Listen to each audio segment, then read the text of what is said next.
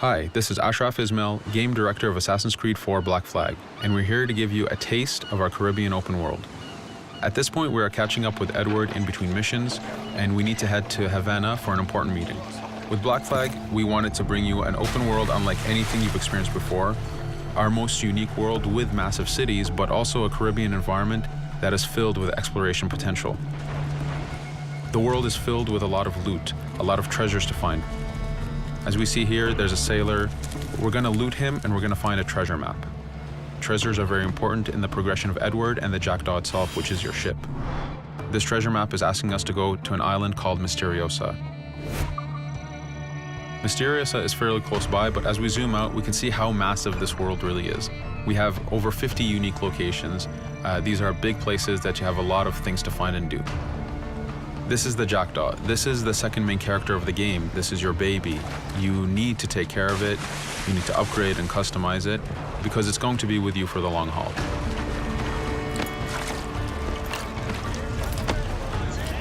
Here's our first mate, Adewale. Adewale is very important in the story. He helps you gain the Jackdaw and gain its crew. In the distance, we can see Spanish and British ships fighting each other. We can jump into that fight and take advantage of them weakening each other off, but instead, we're gonna head to Mysteriosa for that treasure. We can see that there's a storm building up. Storms are very dangerous. They're a big threat in this world. If you don't navigate them properly, you will take damage and you will lose crew members.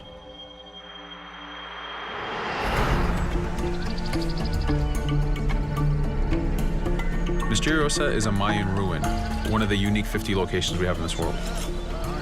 Everything you find, everything you do has some type of value for you. There's lots of hidden artifacts, treasures, and activities to discover. We know from the treasure map that the treasure is up near that temple to the top of this location, so this is where we want to go. Now, as we get going, we're going to see that there's a lot of guards in our way. We can choose to go in guns blazing and fight, but instead we're going to try to get there as fast as we can. Using Edward's navigation ability, we can scale this temple without a problem. Now that we've reached the top, we know that the treasure is near that fountain.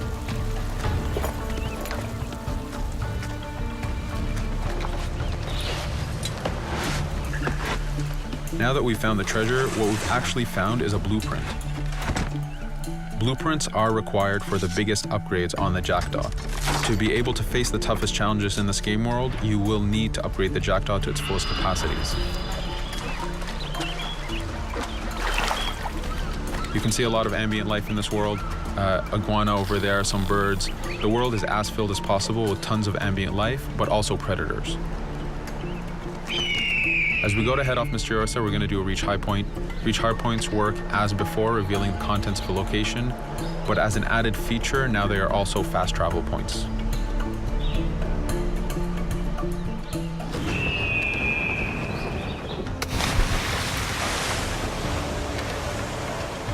So now that we're back in the ocean, we see our British frigate patrolling the area.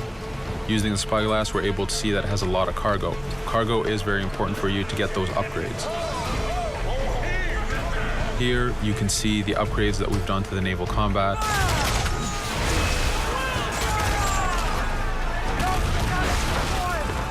The basic round shot is trajectory based. This comes in very handy when you have big waves that you need to shoot over. By hitting the hull and not the sails, we also expose weak points to do extra damage. As we get in close, we're going to unleash the heavy shot. This is the shotgun in the naval. When a ship is demasted, it's the cue that the ship is now boardable. Virtually every ship in this game world is boardable. Boarding is very important in AC4. As a pirate, this is something you need to do to gain cargo and to plunder the ship. Here, we start the boarding from any angle, any orientation we wish. We have two objectives. One is to take out the crew, so we're going to use the swivel gun. We could have jumped into the water instead. We can climb up the mast and take advantage over the enemy crew. We can even swing with the rope to go in guns blazing. But now that we've taken out some of the crew, we're going to go after the captain using Edward's abilities to navigate. We wanted to show off the navigation potential when you have these two ships come together like this.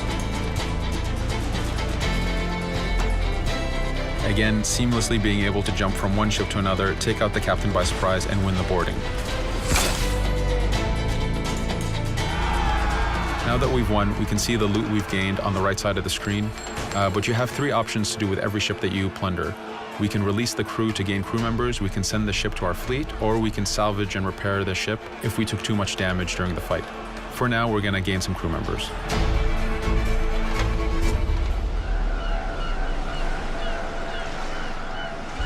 Now that we have cargo and the blueprint, we can now build the upgrade. Fisherman villages are the perfect place to find that harbor master who will build that upgrade for you. So let's do that now.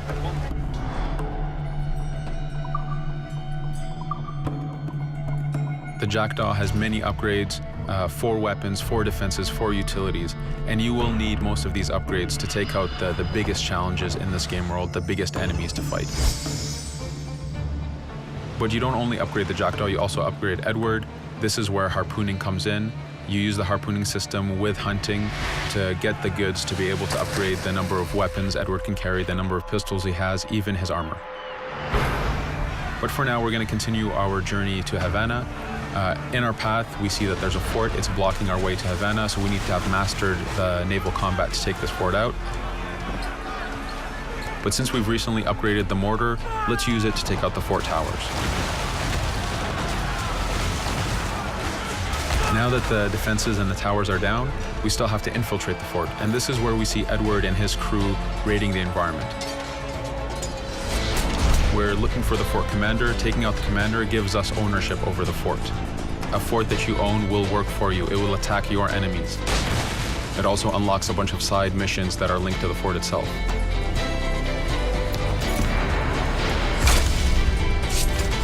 Now that we've taken the fort, we can finally reach Havana, and this is something that you'll see in an upcoming video.